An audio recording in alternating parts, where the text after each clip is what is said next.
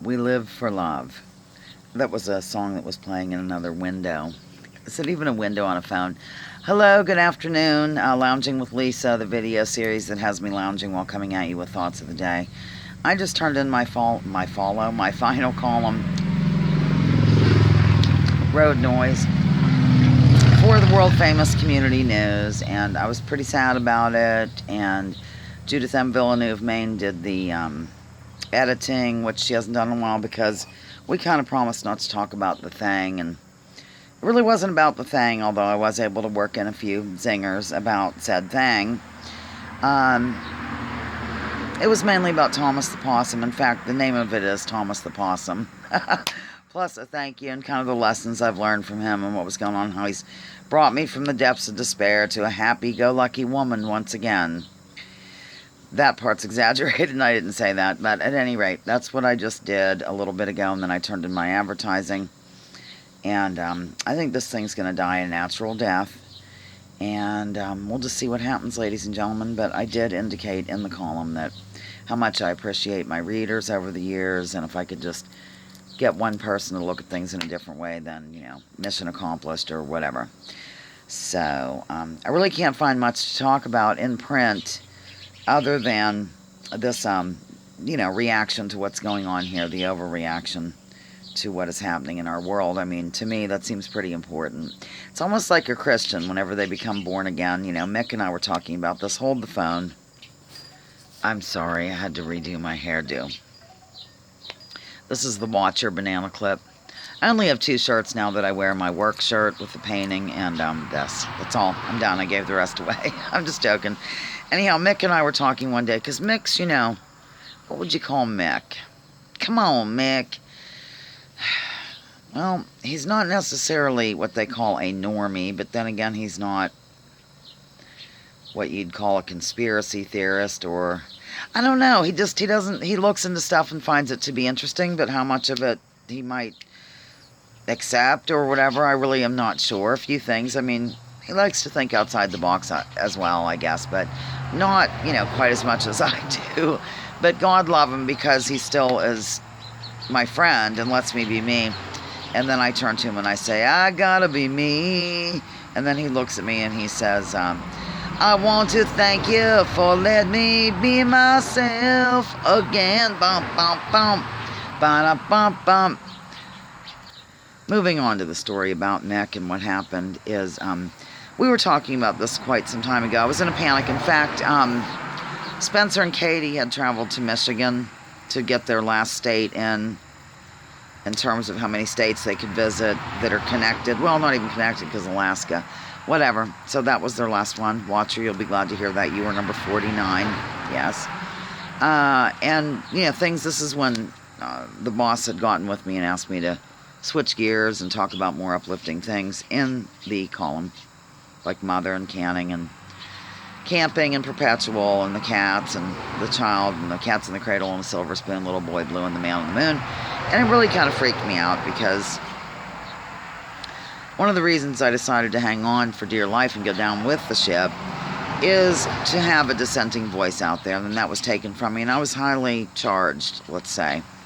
And Spencer wasn't in town, and I didn't want to burden my dear sweet mother, although she's been burdened now repeatedly by it. But so Spencer said, why don't you call Mick Boyle? He's always good with these things. He's really good. Because, he's sort of like a counselor type. Do you know what I'm saying? Like, even if he thinks I'm a crazy lunatic from Mars or something, he's not going to come out and say that.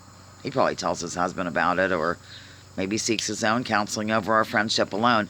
I don't know, but the bottom line is, getting back to the evangelical thing, which this is all about, is he said something along the lines that I'm kind of an evangelical, not in the sense of the word, like in terms of Christianity or religion or any of that, but about getting the word out with different, a dissenting view on this alleged pandemic that we're allegedly having here in our alleged reality. And I agreed with him. He really pegged it. He's correct. I feel it's very important. Which brings me to that Easter campaign of 2007, if you remember, for those who've been with me since April even. I told that story about, oh my gosh, how can I tell this quickly? David wanted me to sell ads a certain way, and they were super religious ads. I didn't realize I was supposed to sell them that way. It was my first Easter campaign. I was a practicing Jew at the time. Like, I was totally Jewish back then, not partially. And one thing led to another, and he got kind of upset because I didn't sell them in a religious manner. And he said, don't you feel it's important to get this message out? And I looked at him as a Jewish woman and said, no, I don't. And, but he thinks it's important to let people know about, you know, Jesus and all this jazz. Well, I didn't think so, and especially not when they're paying for an advertisement. They should be able to put in what they want. People didn't care, though. They just didn't care that we switched the template back to the old. No, I mean, they just, what are they? Maybe heavily medicated. I think that's it. So, that's how I feel about this. The whole point of my telling that story again about the Great Easter Campaign of 2007 was to kind of give a comparison. That's how I feel about the situation that's unfolding right now.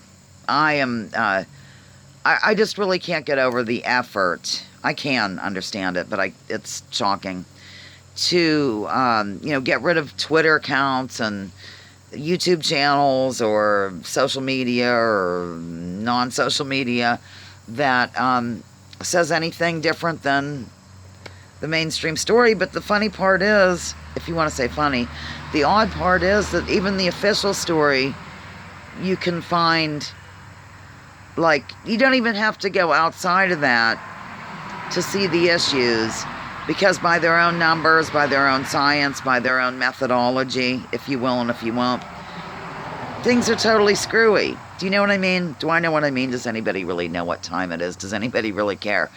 So, I guess that's all, ladies and gentlemen. I just want to tell you, it was pretty sad to do. Hang on, I'm going to get a drink. Vodka tonic coming up. No, I'm kidding, I wish. Wouldn't mind one of those, but I get sick. It's always such a tempting, fun thing to think of drinking a vodka tonic, but it doesn't make for a good evening. Hold on. I'm back. So at any rate, I guess, you know, that's true. I really do feel strongly about the subject. Ladies and gentlemen, I don't go on about it all the time here on the video, but I might start doing it because it's my only outlet right now, and I need to keep, what's it called, disciplined. All of my energy went into that column, I guess, in terms of writing. So I don't know, I might just pretend that I'm turning something in every week. I don't know what to do. And you know, it's such a shame because John Rappaport has put out some delicious work lately, and he had given me permission to use it. It's so good, ladies and gentlemen. It's so freaking good. But no one's going to get to see it, are they? Unless I go through with my newsletter idea. I might do a newsletter. It's not going to be fancy at all. It might even just be, you know, running off copies of this. There's a bee around me, and I'm highly allergic, and it's, of course, a yellow jacket. I'm just going to try to act cash. Why can't we live in peace? I've been saying that today. Come on. All right. Well, maybe he'll listen, or she. That's all. I don't even remember where I was. I was reading something that Watcher sent me, and okay, I'm going to have to sign off, ladies and gentlemen. I really am. I'm pausing. Before I sign off, remember this? I can't see if it's in there. I'm very much blinded. I'll go over here. I'm just getting away from that bee. Here, you can look at how the delightful manner in which I covered my trailer. It's hilarious. It was fixing to it was fixing to rain one day. I can't turn the phone like around, so I'll just do this. And I thought, my gosh, I'm going to have to cover that quickly. And I had enough foresight, I guess, to this is a pretty bee-free zone, ladies and gentlemen. I had enough foresight to go ahead and leave a giant tarp out of Edna and a couple of other things, and that was it. And I was alone, and I don't have my bungees. I have a few bungees, but mainly they're in Edna, who's still up at Jeff's Automotive in Connie. Well, I guess she lives there now. And so I had to kind of improvise, and I just sort of tucked it around and took this rope that isn't really a rope. I couldn't find a rope either, so I used, this like paper mache kind of, it's really tough though. Jazz that I got for like 39 cents over in Andover right before we weren't allowed to go anywhere anymore and all that jazz. And I sort of tied it around, and it wasn't really tight enough, so I put like a rock on it and weighted it down. It's nutty. And then I took something else to hold it underneath. Once Edna's back, I'm going to fix it up. But I mean, it will work now. We've had wind, and we've had some rain, and it's fine. Plus, there's another tarp over it now. I guess that's all. I didn't really mean to veer off onto this, but signing off here on Lounging with Lisa underneath a different kind. It's Healing Tree number 2. it's not quite as exciting as that healing tree, but nonetheless, it is delightful. And these are all healing trees, but I think they're actually called cedar bushes. See, those aren't quite as wild and crazy as these. And see, there's some sort of thing on there. Alright, Lounging with Lisa, the video series that has me lounging while coming at you with thoughts of the day. Join me, join others. Drop your political identities. Oh dear, I should show you Mom's yard. Let's focus on issues I can in my bare feet. Leave labels at the door. Research before you judge.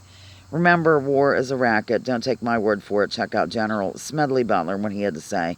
You can see how the dirt's been filled in. Or like, there.